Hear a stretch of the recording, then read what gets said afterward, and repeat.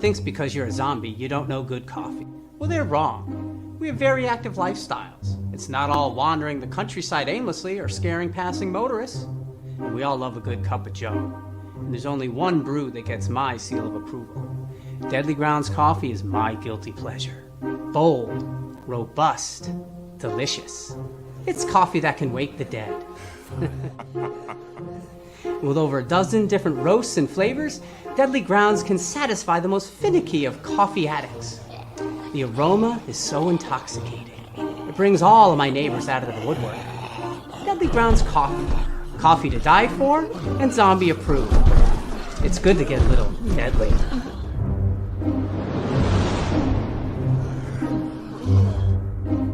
Use the front door! Oh, they're so disgusting.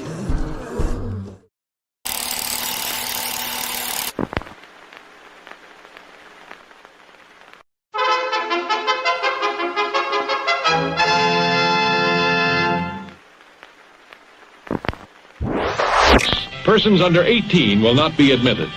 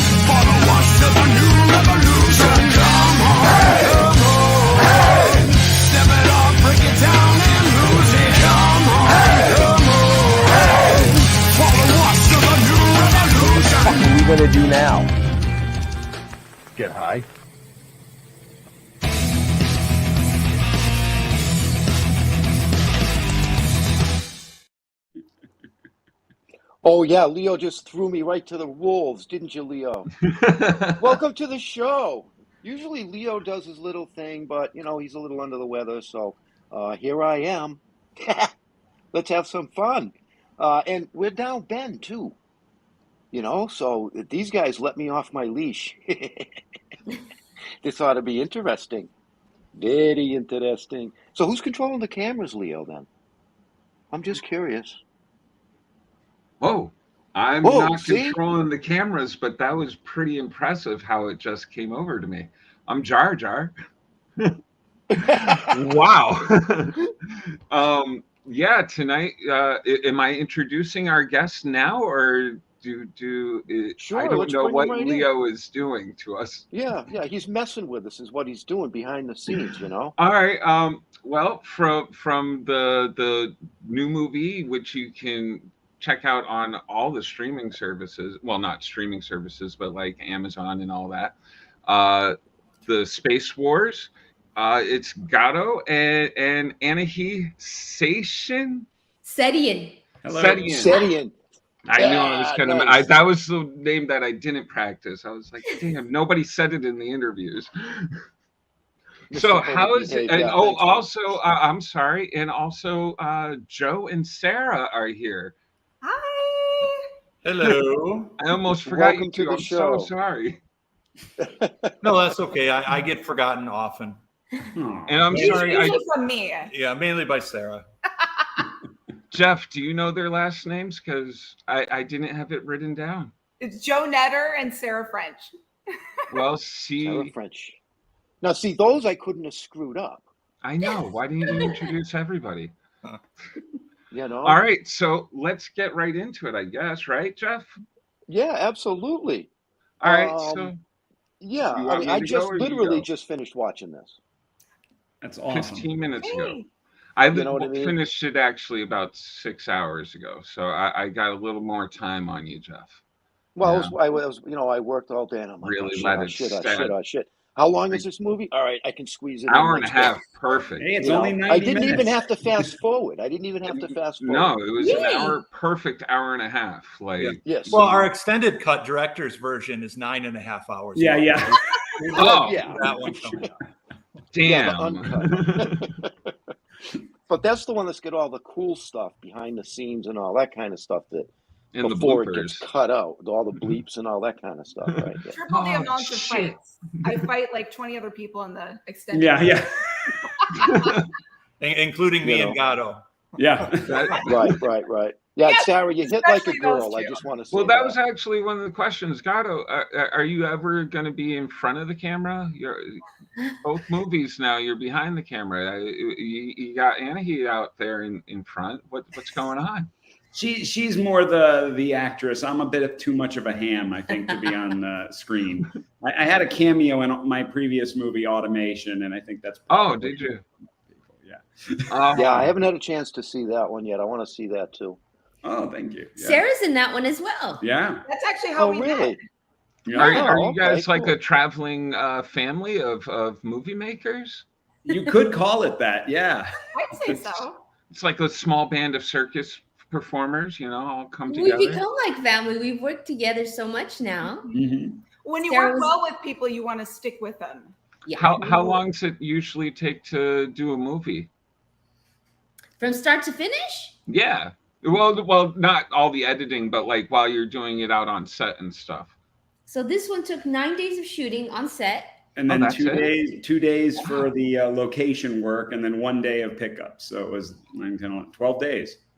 Wow, that's Really? impressive. Yeah. Do you know The how long editing it and the takes special Jeff to effects do took one long. episode? Months. Now Yeah, the it's okay. editing and stuff is more like months, right?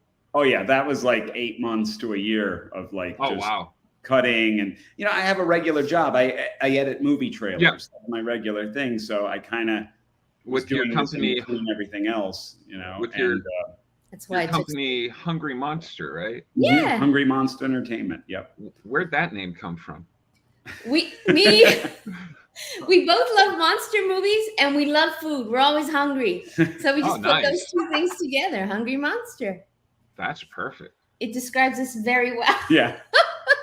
Wow, that works. And they make a very great team. They work very well together. Yeah. Thank Sarah's company we have together is called Horny Monster.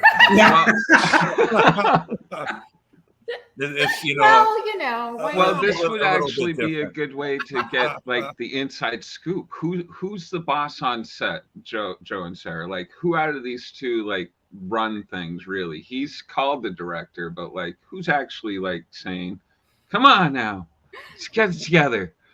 I'm going to plead the fifth. I'd like to say it's a great 50-50 split. The Garo and Anahit work very well together in tandem, and which can be a challenge. Sarah and I work very well together too. Usually, when you're dealing with couples, it can be super challenging because it's stressful. Pre-production, production, post-production. Because not only you're working together, you're living together. So you need to find that nice. She has a weird dream about you the night before, and all of a sudden it's shit all over the set. Yep. It's a thing. And I can speak as for us men, we occasionally need the ladies to kind of reel us in. Oh, absolutely. And bring us back to reality a little bit. Don't get me started. And it's right. Super cool. Super cool. I like to say we ground you guys for sure. Yeah. Yeah. 100%. Grounding by putting us in the corner when we get in trouble. Yeah. Which is often. Or in the ground when you piss me off. Okay, I didn't know this was going to be a beat down. No. Hey, we gotta switch things up. On set, Garo knows exactly what he wants. When he shows up, he knows what he wants to do. It sounds like it if you can get a movie done in 12 And yeah, days. I mean, from like he already has it in his head, and when he gets on set, he knows what he's gonna shoot, and he doesn't shoot anything extra. So we didn't cut out very much of the movie. There's only like 5 minutes of deleted footage. Oh, no kidding. Really? Yeah, Wow. pretty tight. Okay. That's impressive. Yeah. So everybody That's nailed like, it. It was all one take stuff too. No, we had time for 2 takes sometimes. No, we did a few different ones. I mean, but you know we were very lucky in that Sarah, Anahit, and Michael were so prepared, and they had the biggest dialogue scenes of the movie, and they were able to like just go straight through. I mean, we did not have a lot of delays or mess ups or things. I mean, we were able to just burn through pages and pages of dialogue, so it really helped a lot. Yeah, Anahit had the biggest challenge. Oh, yeah. Her big monologue section was a lot of techno jargon, space science stuff. Right. But she nailed it. Like that was for me, I think, the most difficult section for anybody to deliver. Right. And she did a great job with that. Amazing. It was 3 pages of dialogue, which Joe wrote, but he was such a good sport when I was having issue, like, well, this isn't flowing off my tongue as I'd like. He was pretty free to let me improv a little bit and make it work for me. And not a lot of writers are able to do that. But that yeah, takes he's out awesome. one of my questions. Now I can't ask about improv. Thanks, Andy. And also what helps is like with the script, when you know your character so well, it just becomes natural. And so everything is just, like you're really in the moment, in the scene. So just because you're like this innocent badass. Yeah, I have to say, Right? I caught the twist probably towards the middle. I was like, I know where we're interesting. going here. Right. But yeah, I was just like, hey, okay. You're like, I don't want to give it away, Right. Yes. Thank you. But Yeah, Bruce Willis is dead the whole time. yeah, that motherfucker, he was a ghost. I couldn't believe it. Ruined that movie now. Wow. So Who was the set designer? That was Anthony Pierce was the set design, and it was a combination between him building these sets and Evil Ted Smith building all these really cool sci-fi props that we had. I saw So that all those- name in the Light credits. boards. Yeah, the light Chairs. boards, chairs, some of the space guns. I also had a friend of mine, Mark Ross, in Vegas. He gave me a bunch of guns and extra props from a sci-fi project he worked on. So we had that additional material. So, but it was, Anthony kind of setting all this stuff. We also had this guy, Brian, who worked with him, who set dressed and everything. So it was a lot of work. The chairs looked comfortable, were they? They were like really big backed. I'm They were big. 6'4", so I was like, man, that would be a good captain's chair. You would have enjoyed it. It was a challenge for me because, like, I had to sit. Oh yeah, you're the. It was set up for Michael, and he's a tall guy. What is he, 6 something? Something 6. But I had to sit in this chair, and then he had to come and sit right after me, and I trying to reach. The I'm like, does this look natural? That's So next time, I hilarious. think we'll put the chairs on wheels or coasters or something to help. There you go. Evil Ted also built the spacesuit, like the helmet and those elements and things. And he's a designer. He's worked on all sorts of major movies and stuff, and he has his own website where he teaches people how to create their own like cosplay sort of costumes and things like that. Mhm. Oh, that's cool. Really I'm cool. a huge con person.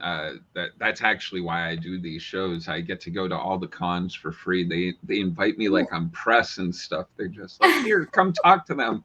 I'm like, you really want me to talk to people? All right. You wear costumes when you go? Oh, I do not. No, I enjoy everybody No, yeah. else's costumes. No, this body is not ready for that. So, Well, and if you want to watch Automation, he also made the costume for Otto, Yeah, the robot. the robot. Oh, oh, cool. now I have to Our look first that up. movie. Were you in that as Nice. well, Anahit? Yes, I was. I had a smaller part in that one. Mhm. Oh, didn't make the cut, huh? No, I was busy raising our 2 kids. Well, I was going to ask, actually, 30 years you guys have been, 30 years you guys have been together, or close 24. to it. 24 it's married, 24. 30 altogether, I'd say. Yeah, we dated 5 years before that. Yeah. So yeah, That's a altogether. pretty strong relationship. Yeah. You're going the distance. Yeah. Well, Joe she's and an actor. Sarah She the can same? fake it well. Sarah and I have been together 14 years. So It's been a while. yeah.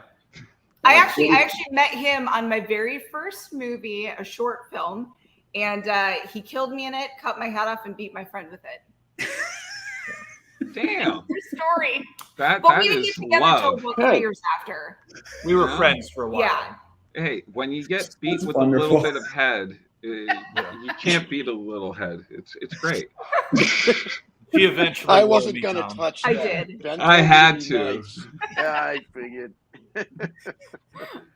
No, So the special effects. You had a lot of cool special effects in this film.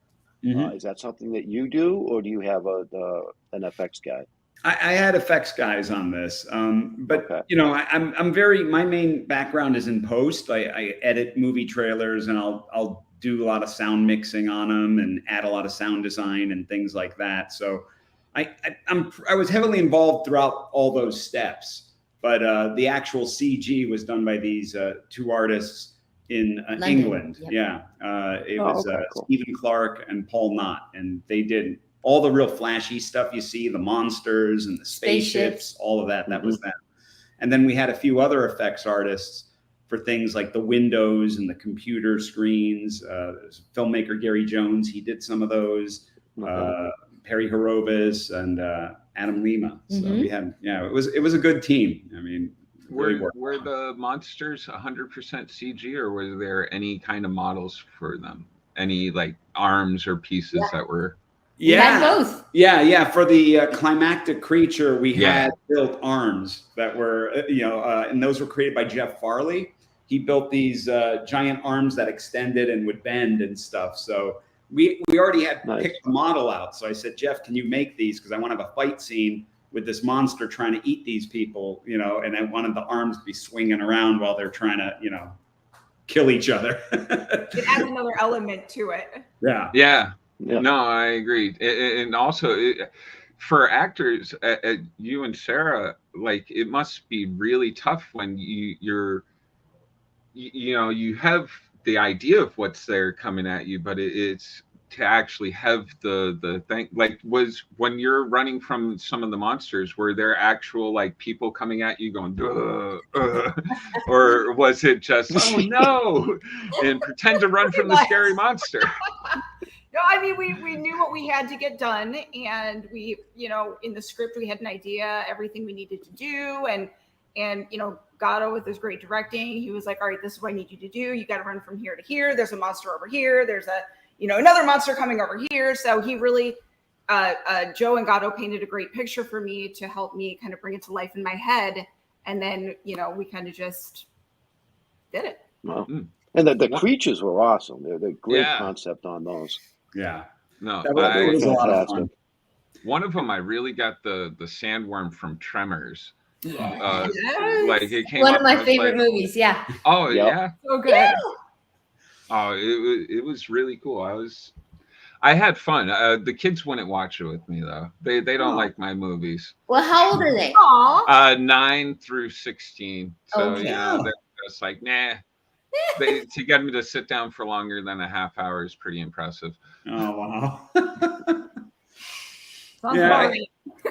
It's made for that type of age bracket, or the people who grew up on those kind of movies. Really, I mean, if you watched Battle Beyond the Stars in the theater, then you're the target audience for this movie. Well, I was going to ask, what were some of the movies or shows that inspired this? Because I got like a bit of Flash Gordon towards the beginning, and then like Godzilla throughout. And it was, and then Tremors. I'm just like, wow.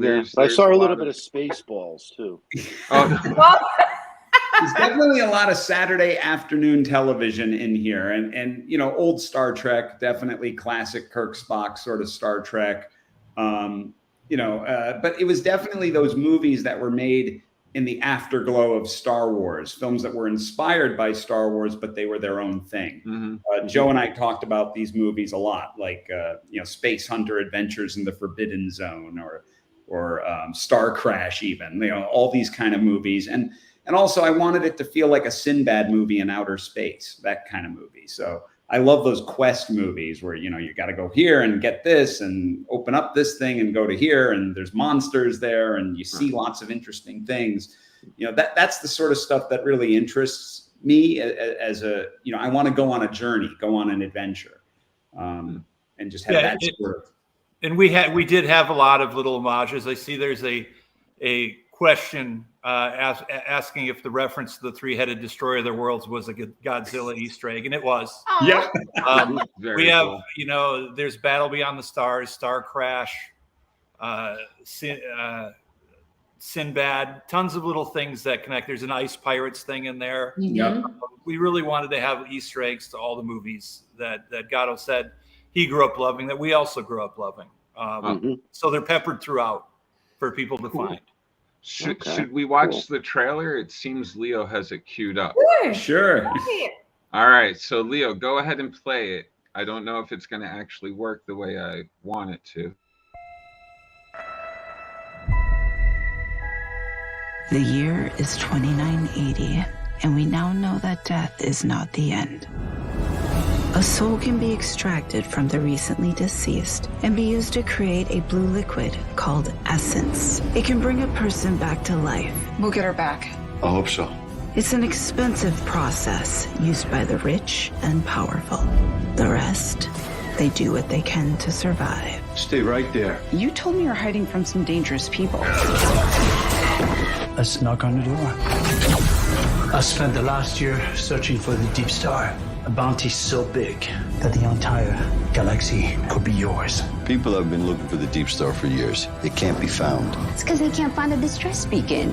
I know where it is. If we find the Deepstar, we could get enough credits to bring Mom back. Blast off. Guys, we have company. You can run, but you cannot hide. Prepare for impact.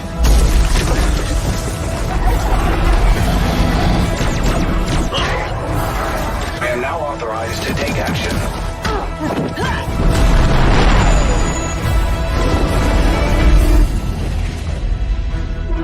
And now you die. No!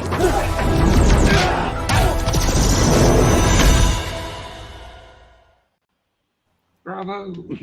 Nice. It's exciting, isn't it? It was awesome. I'm happy things worked the way I wanted it to. That was pretty cool. Right. Now, where was your location for a lot of the outdoor stuff? Was that? That was a lot of that was in Las Vegas area. We were in. Hold on. Yeah, At the end of the movie, it says most of it was filmed in space. You're lying. Oh yeah, along the Montanian Sky Trail. I was just like, oh, it's filmed in space. Yes. Well, Las Vegas, California. Very true. All right. Very, very true. So it won a lot of awards. Yeah. It's probably going to continue to do so, which is pretty impressive. When I was looking you up, it's like 17 awards. I'm like, 2 movies. That's interesting. You don't see that too often. What's been the most special one that you guys have gotten for this one? Say the Zed Fest one, was that? Because that's probably the biggest one, yeah. Because we had a nice screening for that one. I mean, we had a good crowd. A lot of people came out. It was sort of our LA screening when we did nice. it. Yeah. Oh yeah, that was at the Regal, right? Yeah. Yeah, that one was great. We had a really decent crowd for that, and everyone was totally into it.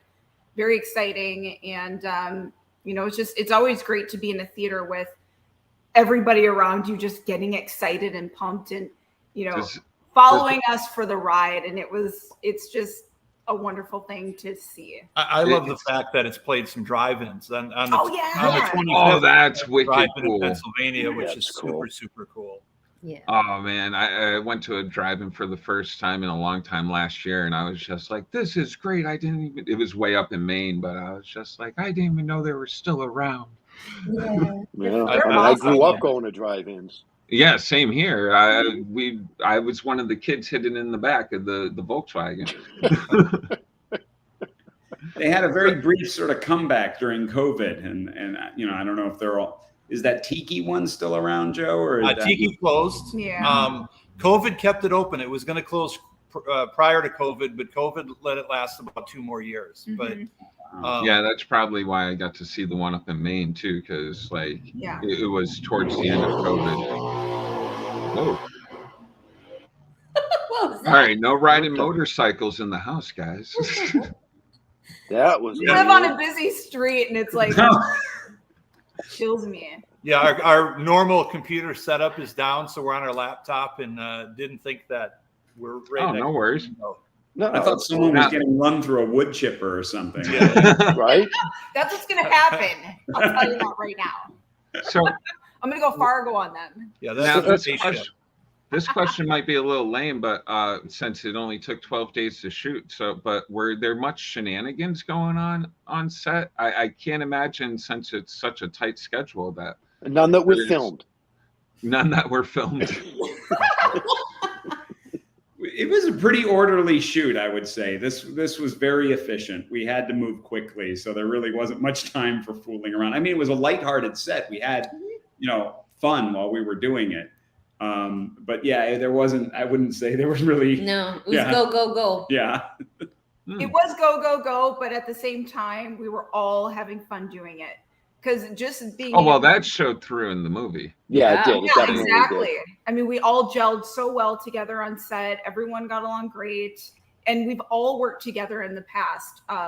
Like with the DP and his crew, Garo, Anahit, Joe, like all of us knew each other. We've all worked together before. So we were all just friends on set, and it's family. And, it was a easy. really great time. Yeah.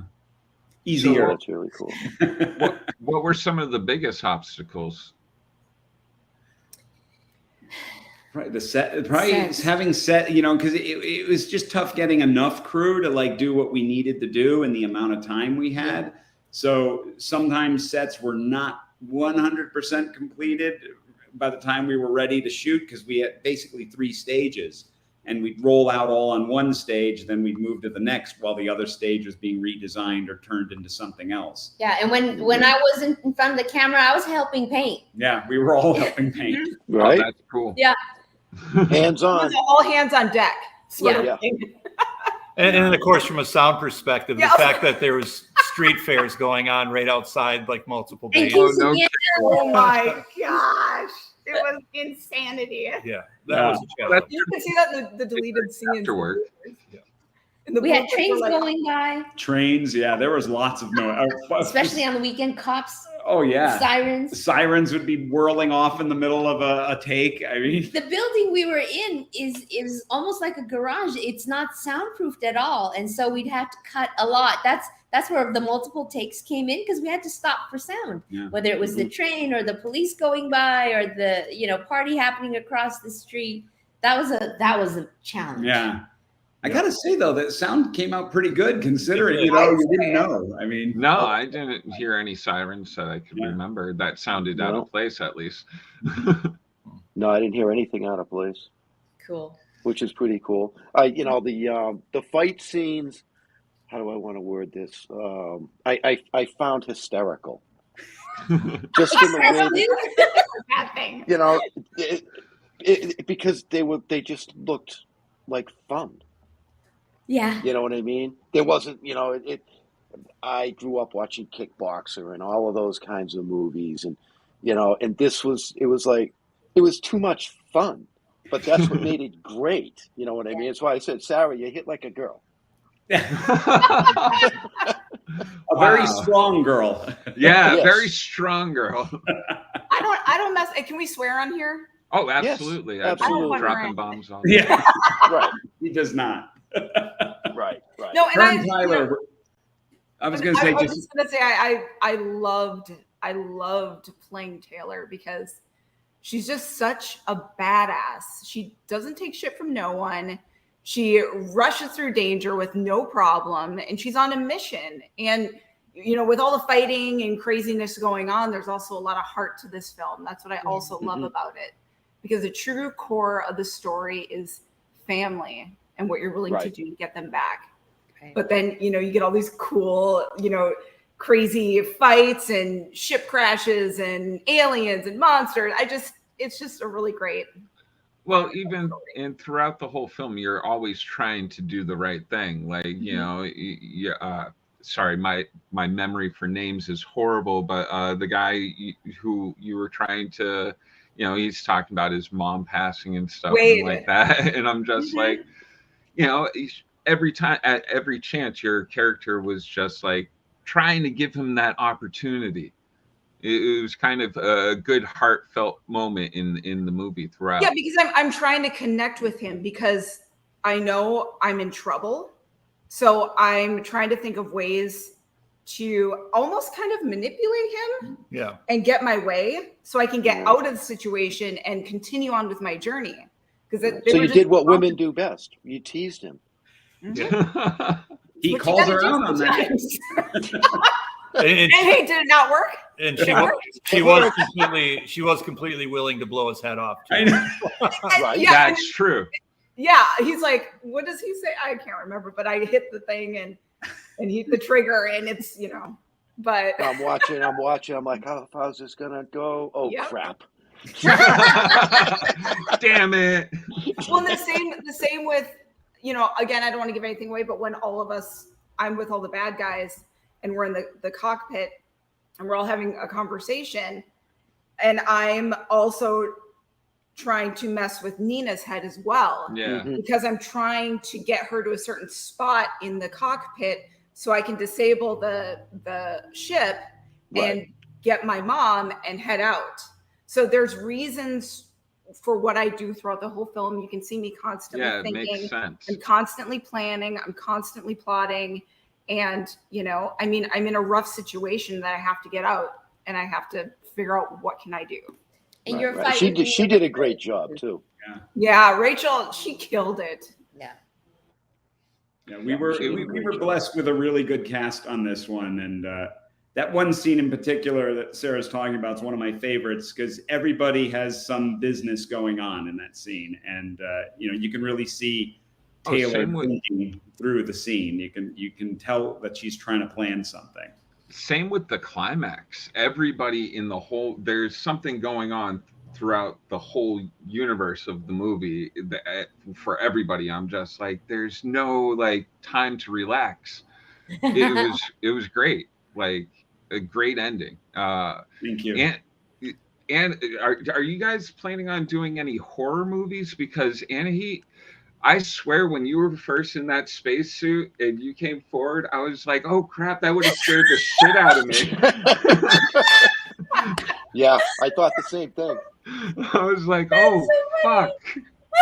I would actually love to do a paranormal movie where she plays a Zelda Rubinstein type character that's kind of coming in to help. That it's a little more of a PG-13 horror movie than I usually do. I usually do the nice hard R's.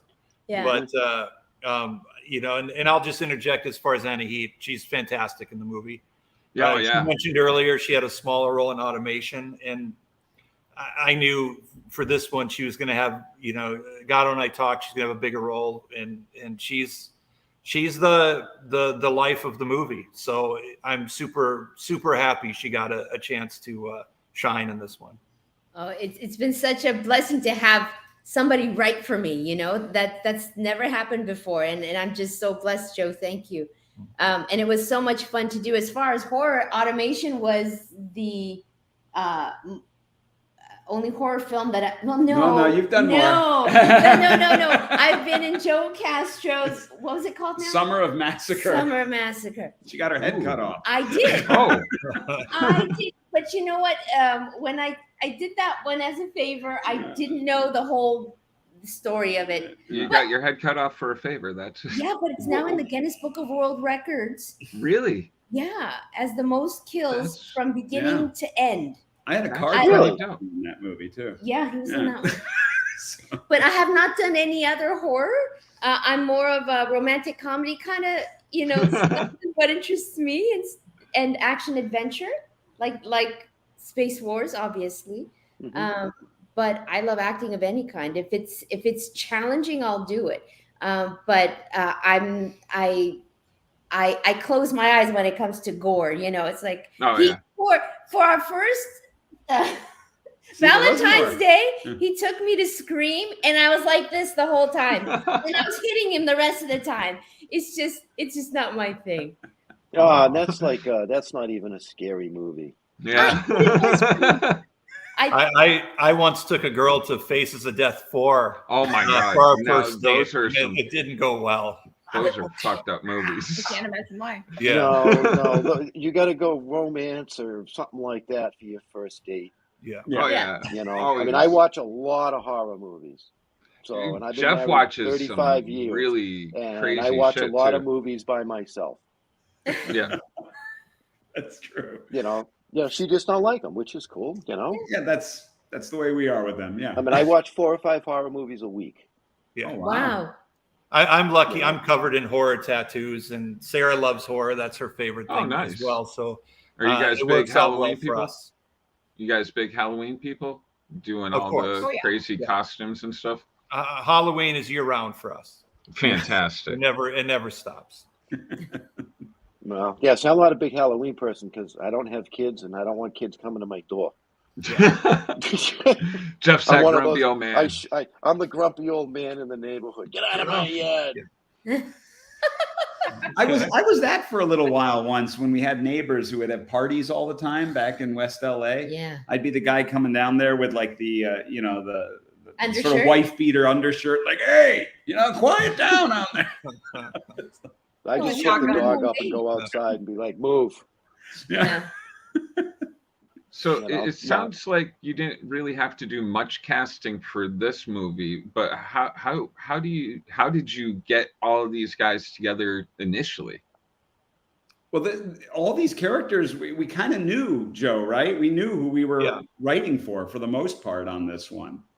Yeah, there were only a couple that weren't written specifically for people. Yeah. We okay.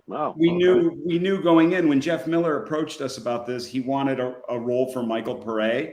He knew we were going to have Sarah and Anahit in it, and he was great with that. How hard was it to get Michael to join the cast, or was he just like, yeah, let's do this? He loved the script. I mean, he was so excited nice. when he got the script. I mean, I remember meeting him in a cafe and he had notes all over. He was ready. He was ready. He loves science fiction. That's really cool to get somebody that's like ready to jump in like that. That's like kind of dedicated to the part already. That's fun. Well, puts their hearts in it at that point. They're not just being paid to do a job. Oh yeah, no. He's all in. Yeah. He's all in on it. And he really captured that spirit, I think, of the sort of Flash Gordon, Buck Rogers sort of thing. Absolutely. And he got it. He understood what we were trying to make, So I gotta ask. He did it very well. I gotta ask: is there like a surplus of cows in this universe? Because everybody's wearing leather. Leather on everybody. I was just like, holy crap! There's a lot of leather in space. Space is supposed to be cold. Black tight leather too. Yeah. Yeah, I guess so. I mean, I guess we can have some of those space cows in the sequel or something. We could harvest. I was going to ask that too. Is there going to be a sequel? And now you just ruined that question. So. Well, that would have been funny. A random cow or two in that cloud, the space cloud. We've got to go make more clothing. Is that Aeropolis space cloud, right, Joe? Yeah. Yeah. Yep. That was the name of it. The blue space. Yeah, it was great. Was that an original one? Because that was kind of out of nowhere, and like I thought it was like a really cool way to move the story along. The space cloud. Yeah. It was. We just discussed we needed one more thing to kind of bridge it. So budgetary wise, you're trying to figure out what you can do on set, and it was, we can just have a blue cloud that they get stuck in, and then you can just light it blue, and we can play it that way. There was initially it's in the deleted scenes. Elnora's character hates the color blue, So there was a subplot of that we had a few scenes for. That all ended up getting cut out, but so it was leading to that is why it was blue. But it was a lot of times when you're doing these indie movies, you're trying to make the best you can with what you have. So when you're trying to add a new scene, you're trying to figure out how can we do this without, having to create a whole new world, a whole new, location.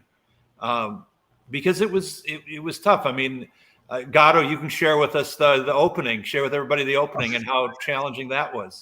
Yeah, well, that was, we already had everything scheduled. Joe is an amazing scheduler, and so we worked together on all of that, and we had everything ready. Everything was locked up tight. We had everything done.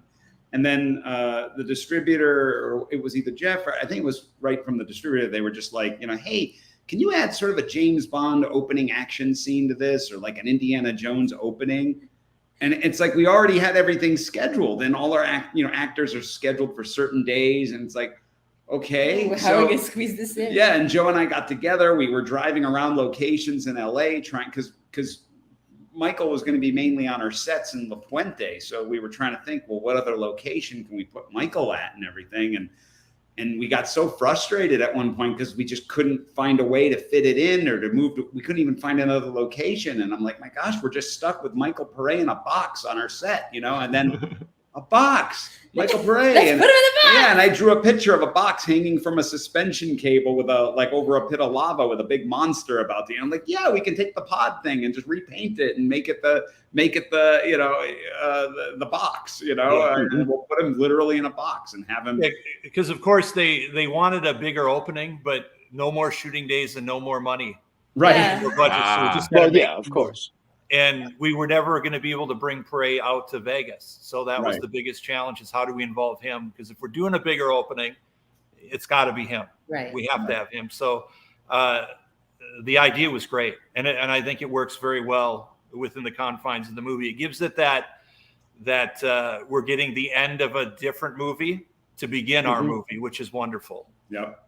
And if we do sequels, there will be, openings just like that. So we plan to have every film begin with another adventure. So if we do, now you've actually have 6 adventures. Now after the ending, you have the perfect build up. Like you could do little adventure. I really enjoyed the ending. I thought I even teared up just for a second, but it got me. I have to admit. Oh, good. For a second, I was like, oh, it's because I have kids. I'm telling you, ever since I had kids, I've become this emotional mess. It's really sad. So what about the music? Throughout the movie, it was pretty solid. I have to say, every moment was brought to life, I think, through the score. Yeah, it was a wonderful score. That's Joel Christian Goffin, and he's an amazing composer. He did the soundtrack to Automation, my previous movie. He did that in 4 weeks. This one, wow. We knew we were going to do this movie. I already had discussed with Jeff, we were going to do a sci-fi movie. And when Jeff said, okay, we'll do it, I talked to Joel, said, hey, Joel, and this is almost 2 years out, maybe a year and a half out from production, from this movie happening. And I was like, hey, we want to do a sci-fi movie, something with could you do a score like Elmer Bernstein meets James Horner, And he's like, oh, all right, I'll think about it. And then 2 hours later, he sent me the opening theme sound to Spacewars. Oh, wow. Yeah, it was incredible. I mean, he's such a talented composer, and we worked together a lot on the soundtrack. And if you listen carefully, each character has a theme. Yeah. Oh, I didn't even notice that. Yeah. No, I didn't catch that. You'll hear it. Sarah has one. That's cool. You I've hear always it wanted my when own she's theme looking at song. the blue essence. Yeah, Rachel has her own theme. Dykstra has his theme. Pare has his theme. I mean, everybody, even Manx had his special warrior music. I mean. Oh, no kidding. Oh yeah. It's actually. It actually makes sense that you wouldn't necessarily notice it because all of these elements are what makes everyone a character. Oh yeah, it played well. The casting, the script, the casting, the costumes, and then the music all add together to create these characters and make them more vivid than they would be if it was just. And Garo's skill as an editor made them all look seamless. They all work together. I really enjoyed the way some of the demises of your villains, like especially Elnora. That was like, I was That's like, the best. oh my god. Yeah, Where'd we that had- idea? Yeah, Yeah. Sadie was quite a powerhouse in this as a bad guy. I mean, we had her for one day, and she's in the Oh whole wow, movie. that's one day. One Yeah. day. Wow, that's impressive. Yeah. Whatever became of her son? I was waiting for his ultimate return. Is that in the sequel? There's a deleted scene actually where you have a little bit of that. The pilots, when she's sort of when we have that, the punishment for failure sequence between Elnora and the two pilots. Originally, they arrive and they hand her a canister of her son's ashes. Had a picture of him on it with like a barcode. Everything. And the scene went on. There was a little more back and forth, and there were some blue flowers, which Joe had, which was part of the blue joke that comes on later. It was a bit too long of a scene. It was fun, but I mean, and it was funny, and you can see it on the deleted scenes. But we just sort of reworked that scene a little differently. Well, it was a fun flick. I really enjoyed it. I really did enjoy it. Yay. It's now, like I said, I watch a lot of horror movies, but I grew up on sci-fi as well, so I'm a huge sci-fi guy. And this one was it was so lighthearted, and just very well done. It wasn't dark like a lot of your sci-fis are. And don't get me wrong, I love those too. Yeah. But it's not too often I see one that's just fun to watch like this. Yeah. That I actually enjoy. And that was the goal. We wanted to do something a little different than what's out there. I mean, well, that's why I thought to bring the kids in to watch. I was like, hey, you guys should sit down. And they were there for a half hour. And then they were like, all right, we got stuff to do. I'm like, no. Yeah. But I mean, we really wanted it to be lighthearted and fun. Sci-fi today is either a big franchise film or it's some dark labyrinth-like television show that goes on forever. I mean, we just wanted the 90-minute adventure. You don't see the monster. You never see the monster. Yeah. This one, you'll see the monsters. Yeah. Right. Yeah, I have to say, with the special effects, it wasn't like they got blurred out or anything. It was done really well. That was deliberate. We wanted you to see the entire monster. We wanted you to feel how heavy it was and that it was alive. Oh yeah, the ground was like bouncing off and like as he's walking. Yeah. I had Starship Troopers pop into my head. Oh yeah, good. There you go. It's great. Yeah, and like all the dirt kicking up when the monster's chasing him in the cave and all that. I mean, yeah, that was all. And did you ever see a movie called The Angry Red Planet when you were growing up as a kid, or no? Oh, okay. Just because that was sort of the homage, that sequence on Xeno. I think that was many years ago. That's back in the day of the Forbidden Planet and stuff. Oh, I love Forbidden Planet. That's another one. I love that. Yeah. Wow. So it's like it's like the horror movies too, because I mean, you have your horror comedies, and then and I always bring this up when we talk about horror because there's a great movie if you haven't seen it. They just did their sequel, which is also awesome, and it's called Don't Fuck in the Woods. It's a good title. It gets rough out there. It's hysterical, but it's also disgusting. So yeah, not one for you. Not for me. No. Yeah. Right. I will not be seeing that. But it's one of those movies that you'll laugh when somebody dies because it's just so bizarre. Yeah. And just so well done. Very cool. We love horror comedy stuff. We love horror, and that's the great thing about genre movies is there's so many different subgenres. Mm-hmm. Because like I love sci-fi. I love Event Horizon. I love movies that are super serious and dark and but the then Abyss and stuff I like love that. Yep. Star Crash as well. So it was for me. It was super cool to get to work in a medium of anybody can watch it. Yeah. Mm-hmm. Versus, you better not let your kids or your grandma watch the horror stuff I do. Right. So it's just been the whole experience was just super cool. And I hope it's streaming everywhere. It's DVDs in Walmart. I hope people buy it, watch it, rent it, and we get to make another one because I would have a great time getting to do it again. And we We'd got some, love to do it. yeah, and we got some good ideas for sequels, and we want to work together and just keep doing these. And want to do it bigger and better. Yeah. So Nice. What's the big takeaway that you hope audiences take away from this? What's just fun? Pure escapism. This is like the films you grew up with, you know, and just go along for the ride and have a good time and enjoy the time with the characters, and you know, and like I said, hopefully we can do more of these. Yeah. You know, All and right. it was full of little surprises here and there. It too, definitely you know what was. I mean, you know, I didn't expect you to come out of a cabinet. I'm You know telling what I you, that mean? was one of my favorite parts. I'm sitting there, I'm like, what the? Oh, Jesus Christ. I'm glad. You know, I'm glad. I didn't expect it to be perceived that way, but that's cool. Someone else said they were a little scared of your character when they saw you dancing with the spacesuit. Oh, yeah, right? See, Joe knew I'm to just play like, into what's your going crazy. on there? I think it's cute. I love it. It's like, how long has she been by herself? Yeah. Exactly. Right? Well, there was a little bit of Rocket Man. I love the movie Rocket Man. Not the Elton John one, the Harlan other one with Williams? Harlan Williams.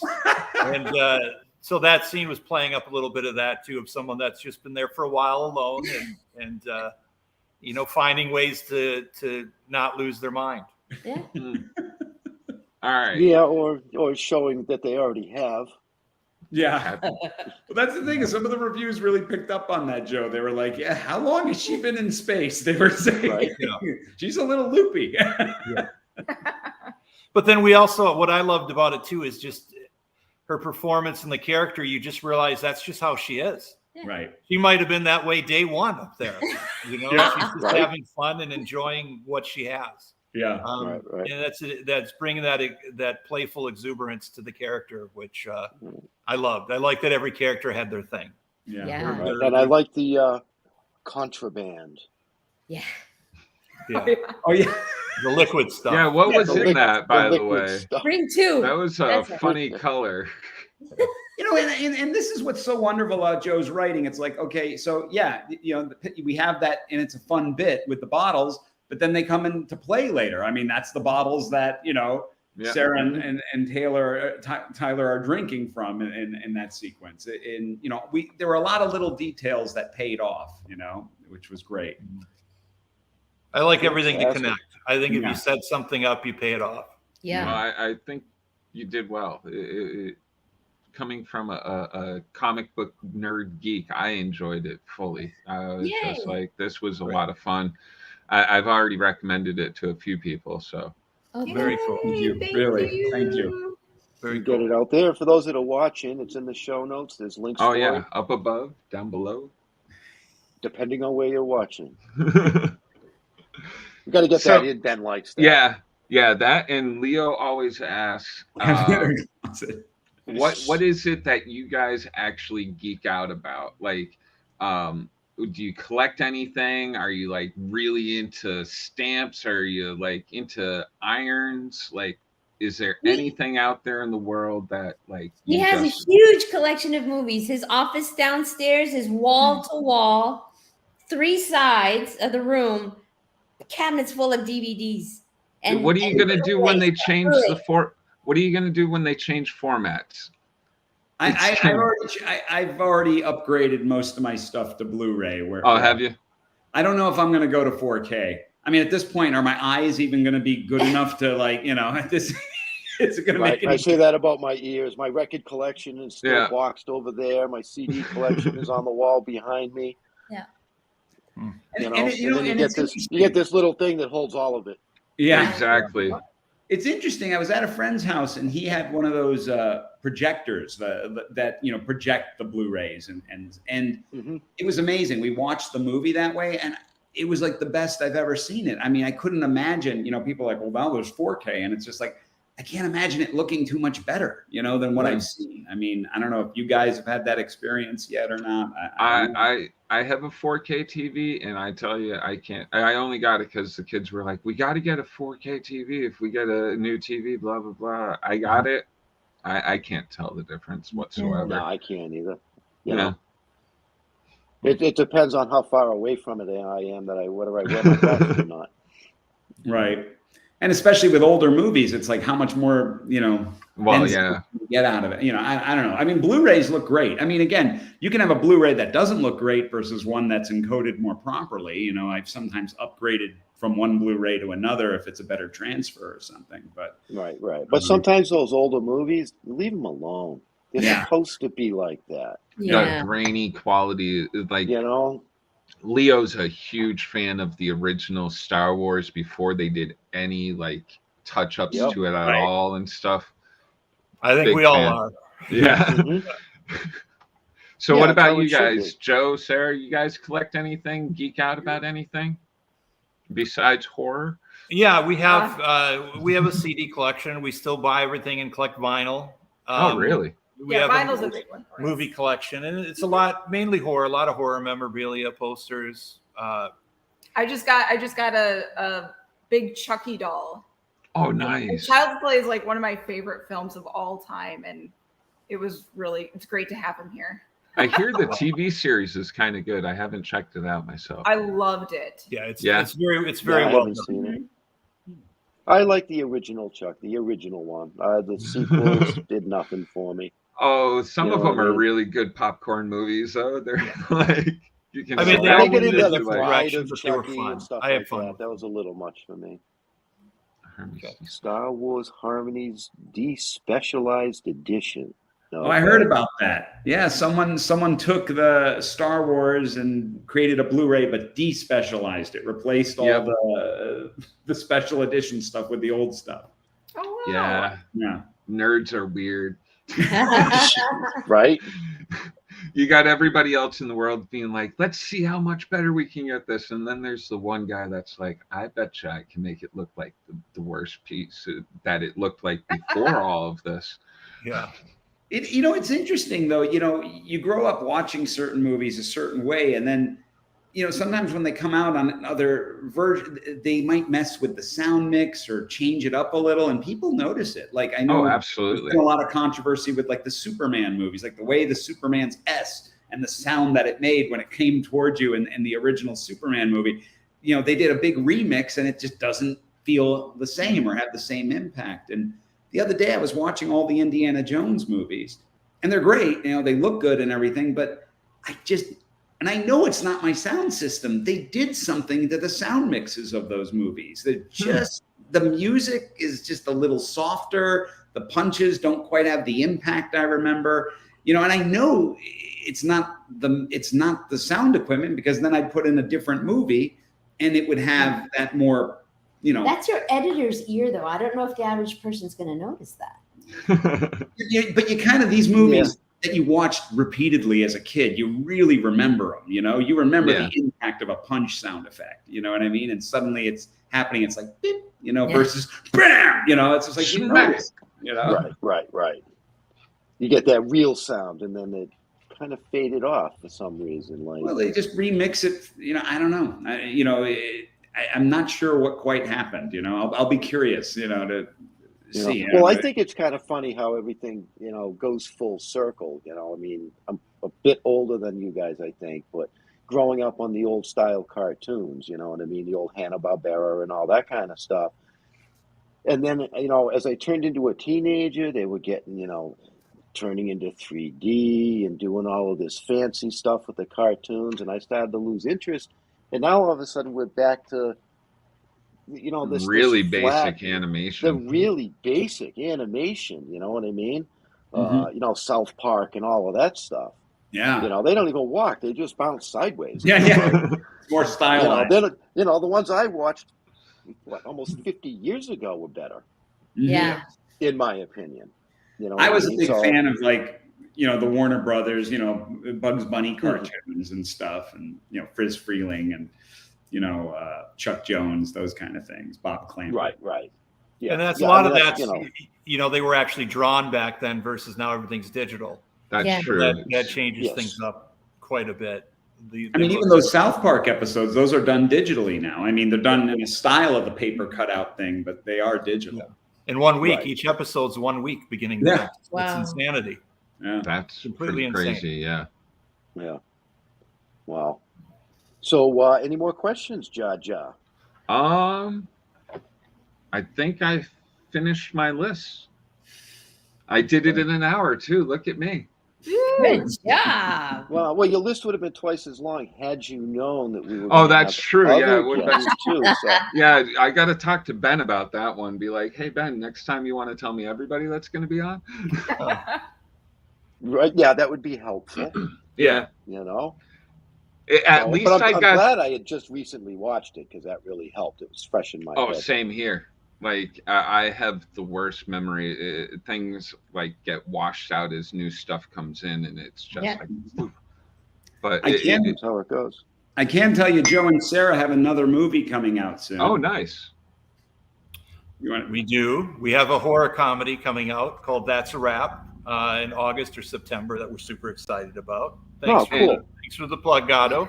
And you'll be coming back on to talk about it. Yeah. Wink, wink, nod. We have a slasher coming out through Lionsgate at some point too. We don't know when that's coming out, but yeah, lots of cool stuff.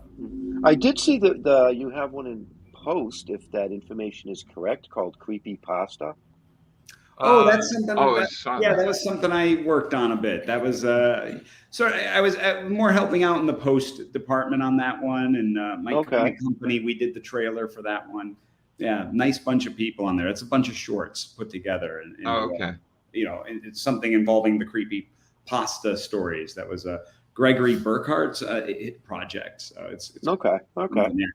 He was the old creepy pasta guy who used to work. I think it was on Blumhouse's website. They had and that was always the most popular thing on there. So yeah. Excellent. I would like to just throw out two before we take off that for LA-based people, anybody in the LA area, on Saturday at 3 p.m., we're doing a DVD signing at Dark Delicacies. Oh, nice. The super cool horror bookstore. So if anybody is listening or watching from LA, we'll be there. Get a copy of the movie. Cast crew is going to be there. Michael Prey is going to be there. 4 of us are going to be there. Yeah. It's going to be super cool. You'll get to. So are you looking to get into the con circuit and maybe do some appearances? I'd love to at some point. I know Sarah and Joe have done it a few times. Mm-hmm. Yeah. We've done a lot of horror ones in the past. The last few years, we haven't done many, obviously for certain reasons with COVID, everything shut down. Yeah. But I love cons. We have a lot of fun there. It's like being a kid in a candy store. Yeah. So hopefully we get some sci-fi ones because the sci-fi fan base is just amazing. Yeah. Same with both the horror and sci-fi fan base. I have to say, like as I said, I'm a comic book nerd, and I love Comic Cons, but like the reception that you get from horror fans, and it's just different. It's feels more like family when you go into a horror con, and I had never been to one until last year, and I was impressed. Yeah. We've been to a lot of them. Yeah, they have one Monster Palooza that happens twice a year out here, which I'm always going to. And sci-fi and horror, they are like cousins, aren't they? I mean, there's definitely some bleed over between the two, and that's kind of that's why I've always really been a sci-fi guy, but I really get into horror because you like monsters in sci-fi, and then the monsters are in horror also, so you kind of like that stuff too. Well, yeah, I mean the classics. I mean, my favorite movies of all time are Alien and Predator. Yeah, both sci-fi horror flicks. Mm-hmm. Mm-hmm. Yeah, The Thing, all of that stuff. Alien's my favorite. Yep. Yep, I love the Alien movies, and when they combined the Alien and Predator as that was fun. Insane. Yeah.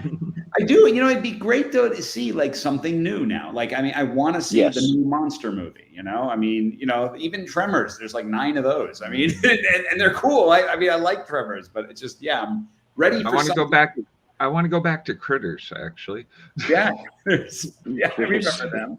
I loved Critters. That was some good stuff. Yeah, that was the first. Yeah, first thing I thought about with that was a ball that eats you. Okay. Mm-hmm. And then that was a big old ball of carnivore. Right. Nice. Okay, so I don't know where Leo is, but we will start getting into wrapping this up. Oh, look there he goes. I'm Jar Jar. You can catch me on Facebook at Jeremy Courtney. And And also check out Comic Book Lovers Buy, Sell, Trade, and Auction House to buy, sell, and trade all your nerdy stuff with 20,000 other people. Check me out on Tuesdays for Splash Pages. It's another wonderful podcast brought to you by the Dorkening every 8 o'clock, every Tuesday at 8 o'clock. And Wednesday night, if I'm not here, you can always check me out on the Midweek Geeks at 9 o'clock. And that's also brought to you by the Dorkening. Thank So, you for your time, yeah, guys. where do you guys like people interacting with you on social media? Yeah, I'm like on Facebook and Instagram, so that's probably the easiest way to find us right now. Yeah. Yeah. Okay. Yeah. Very nice. Yeah, until I got a Hungry Monster website to go build Still at some working on point. it. Yeah, I'm gonna have that ready at Okay. some point. Nice. Love the name. I'll be looking forward to that one. Thank you so much, and really appreciate you having us. This is wonderful. Oh, it's been a ball. We appreciate it. And Joe and Sarah, where do You you guys can like check- people following? You can check me out on Instagram at Sarah French Online and also on Facebook, Sarah French. And I love interacting with the fans. So come on over and say hi. I'm Instagram, Facebook. I'm not a huge social media guy. So the easiest way to get to me is to go to Sarah and link to me through there. I actually don't even remember what you look at to find me on Facebook or Instagram. That's fantastic. I don't know. I But gotta through have hers. a And be sure to check out Spacewars Quest for the Deepstar out now. yes. Out now. You Very can good. check the show notes up above and down below for all The that. links are all there. I would want to thank our guests. This has been a great show. I had a ball. It was a fantastic movie. So in today's world, you don't even have to get off your ass to go out and see it anymore. No. It's interesting how the world has changed to that. But anyway, guys, if you would hang out until the show closes, I would very much appreciate that. As far as us, just go to stilltoking.com. You'll find out anything and everything that you need to know about us, and probably some things that you really don't want to know about us. And on that note, I'm going to do the Ben and say I would like to thank all of our first responders and medical personnel and nurses and doctors and fire people, police, everybody. Because if it wasn't for you doing what you do, we wouldn't be able to do what we do. Amen. Peace out. Ah.